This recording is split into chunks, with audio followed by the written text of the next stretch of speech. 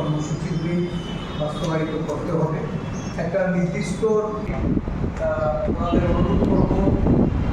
আপনারা একটা নির্দিষ্ট আমরা যদি নির্ধারণ না করে ওনার জেলার জন্য এই কর্মসূচি সম্পন্ন করব। ইতিমধ্যে আমাদের 9টা আমাদের এই 9টা সাংগঠনিক সম্পাদক, সাধারণ সম্পাদক কেসি বেণুগোপালজির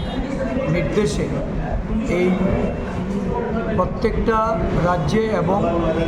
আমাদের ইউনিয়ন টেরিটরিতে যে প্রদেশ কংগ্রেস কমিটি, প্রদেশ কংগ্রেস কার্যকরী কমিটির সভা অনুষ্ঠিত হচ্ছে। এই সভাতে সিদ্ধান্ত হবে আগামী 25 তারিখ থেকে 25শে এপ্রিল থেকে 30শে মে অবধি আমাদের প্রদেশ লেভেল, জেলা এবং ব্লক লেভেলে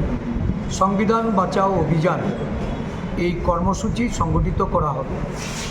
সংবিধান বাঁচাও কর্মসূচি হচ্ছে আমাদের বর্তমান ভারতবর্ষের যে অবস্থা,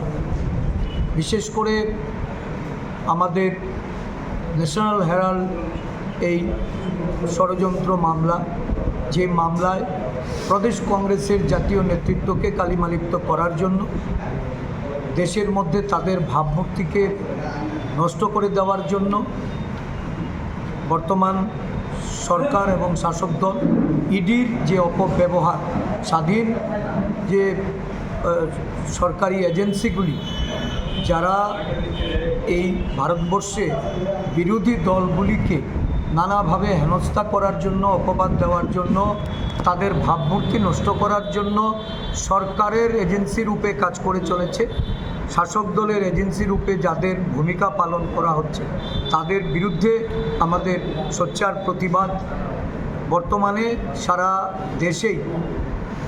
কর্মসংস্থান, বেকারত্ব, দ্রব্যমূল্য বৃদ্ধি, দেশের সংবিধানের উপর যে আঁচড় আনার চেষ্টা, এই প্রয়াসকে রুখার জন্য যখন জাতীয় কংগ্রেস দল মাঠে নেমে তার প্রতিবাদ করছে,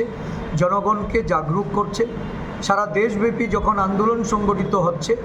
এই আন্দোলনের দৃষ্টি জনগণের